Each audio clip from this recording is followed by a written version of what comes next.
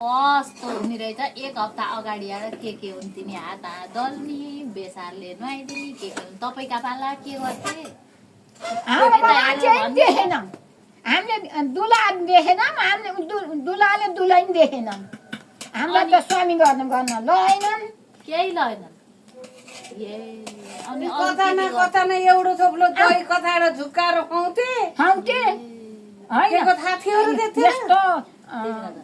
खुवाउन दही अहिले त खुवाउँछ नि के अरे टिको टालो अहिले त टिको टालो गर्छ होइन टिको टालो हामी थाहा पाएन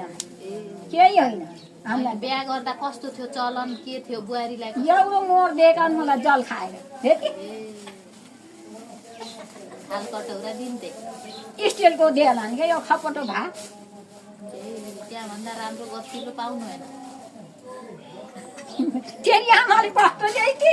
यस्ता मडरी त झुन्डाइदिए रहेछन् बुढी माउ हामीलाई अहिले झुन्डाइदिन्नन् के मेरा बाबा सुनैले ढाके अहिले यहाँ गफ गर्छिस् हाम्रा केही छैन